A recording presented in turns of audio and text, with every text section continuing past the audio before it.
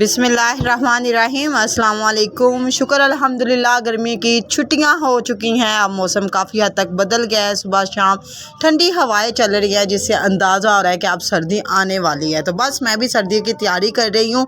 आप मुझे बताएं कि आप सर्दियों की तैयारी में क्या ऐसा स्पेशल करती हैं। मेरी सर्दियों की तैयारी में आज के व्लॉग में मैं आपको दिखाऊँगी कि मैंने तो कपड़ों की है छांटी जी। कपड़े मैंने निकाले अपने जो सर्दियों वाले थे वो सारे, और अलहदा से छांटी किएगा कौन से कपड़े बच्चों को पूरे आएंगे या नहीं आएंगे। बड़े वाले बच्चों के जो कपड़े हैं वो छोटे वाले, और छोटे वालों के उससे छोटे वाले, इस तरीके से चलता रहता है। लेकिन जो सबसे बड़ी वाली बेटी है ना मेरी, उसके अलहदा से कपड़े बनाने पड़ेंगे। और ये मैं सूट देख रही थी मेरी सबसे छोटी बेटी का, तो ये इतना छोटा सा हो चुका था और मैं देख के हैरान हो रही थी।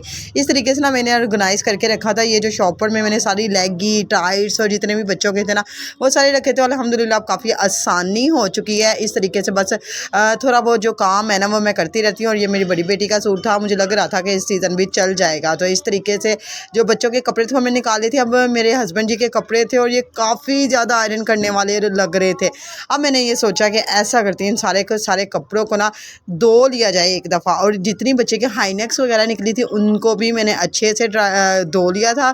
धोने का सोच रही थी कि अभी बाहर और कपड़े मेरे जो कि मैंने नाइट टाइम धोए थे वो सूखने के लिए डाले हुए थे।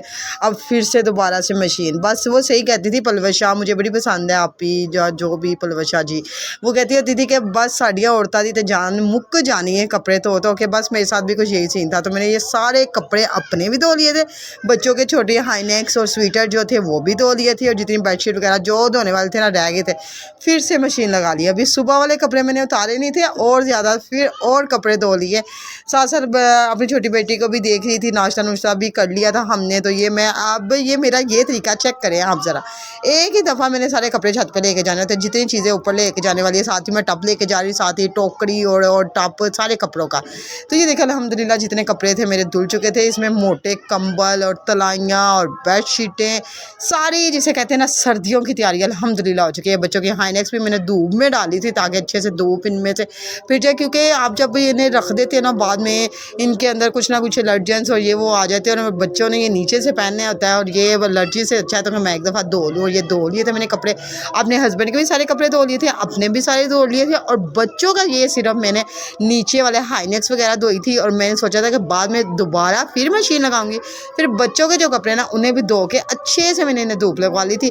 बस आपसे एक बात पूछनी थी, मुझे लाजमी कमेंट बॉक्स में बताइएगा, क्या आप कपड़े धोते हैं दोबारा से कि सिर्फ इन्हें धूप लगवा लेते हैं? मुझे लाजमी कमेंट बॉक्स में बताना है ताकि नेक्स्ट टाइम मैं भी ये कर सकूं। आज तो काम कर कर के ये कपड़े धो के बस मैं थक गई थी।